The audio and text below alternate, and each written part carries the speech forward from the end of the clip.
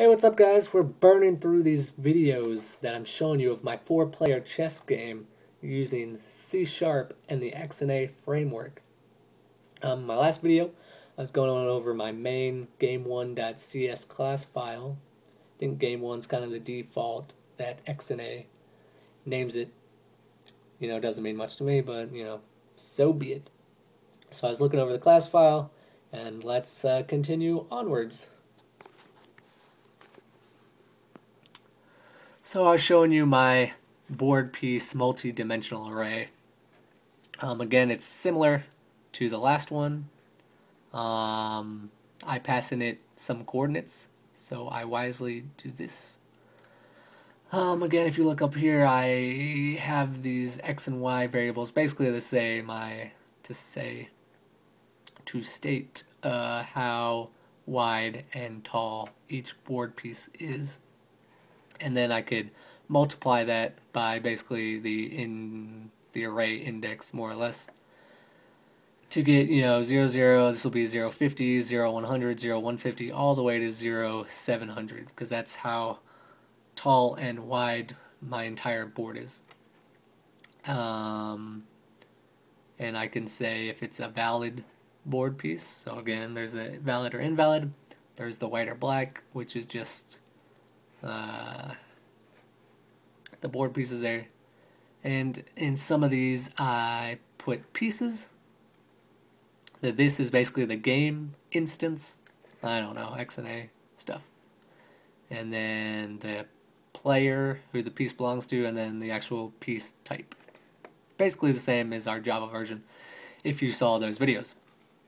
But that's basically how I just initialize my board, my game board.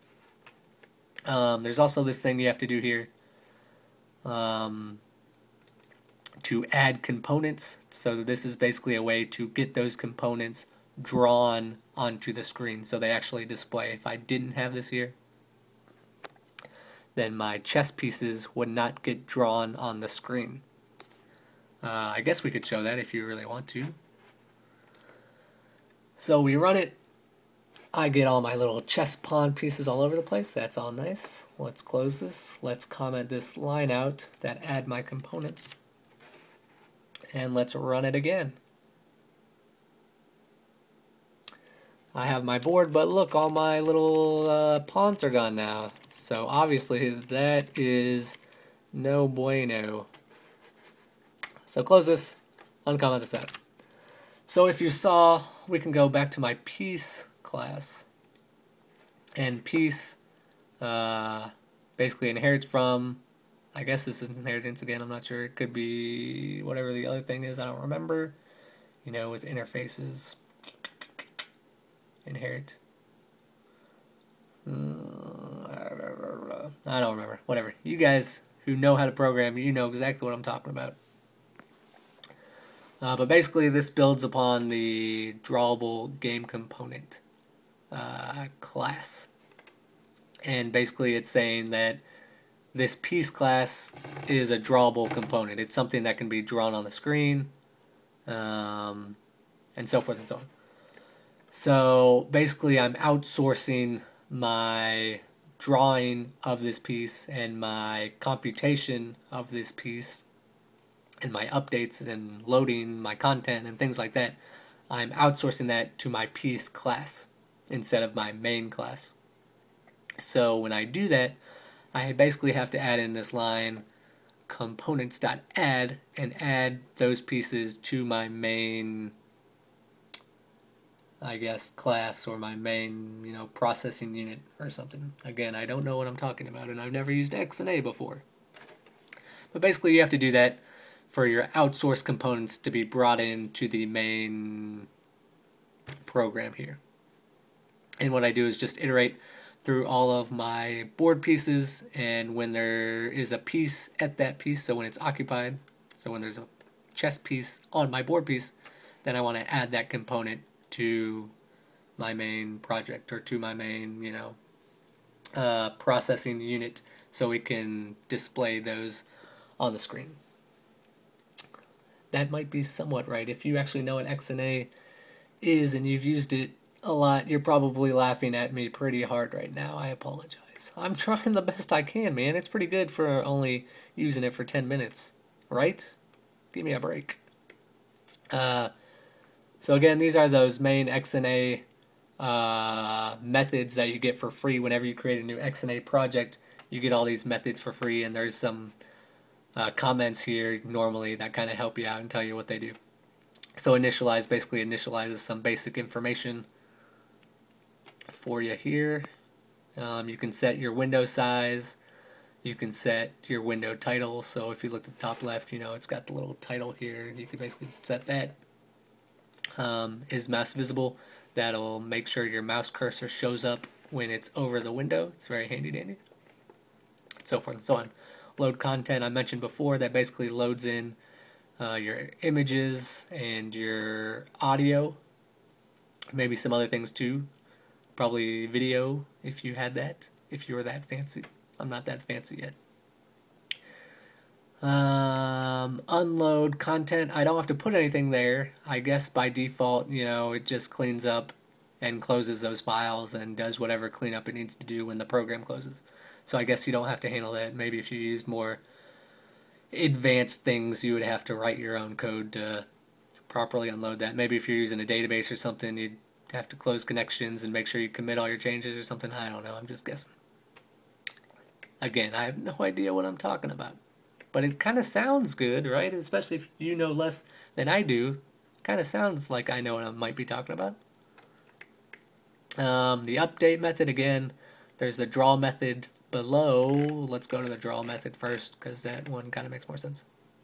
So the draw method will initially draw your images or your sprites or whatever on the screen the first time, and then update gets called a, I guess from what I read on the internet, and the internet would never be wrong.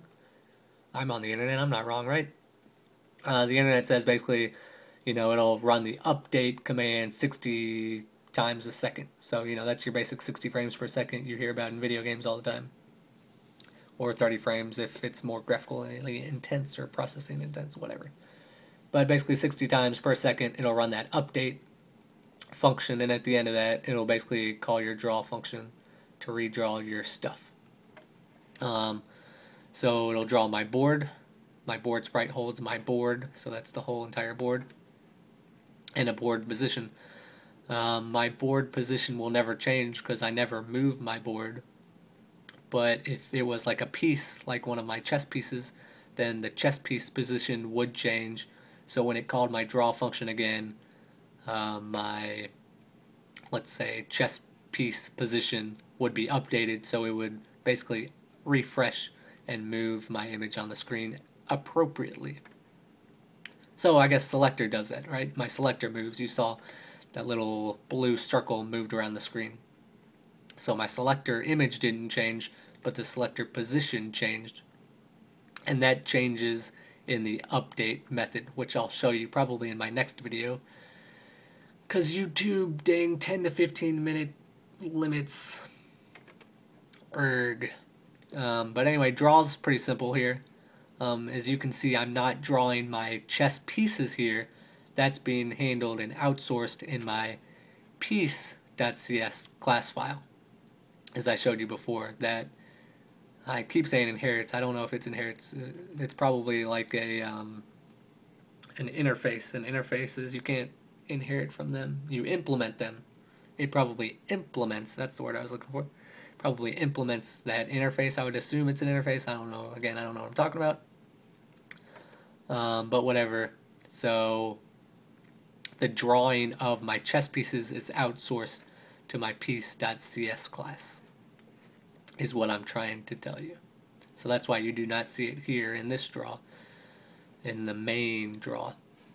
So the drawing is handled by my piece class for my pieces. And then I had to add the components to this file to basically get them to be drawn here. So maybe that's done like base.draw. Maybe base.draw draws those added components, possibly. Again, I don't know what I'm talking about. Just guessing.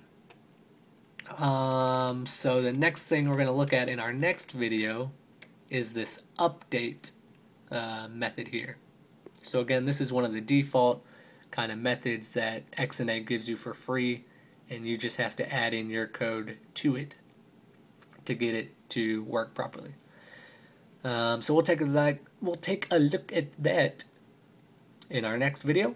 Again, thanks for watching, and stay tuned.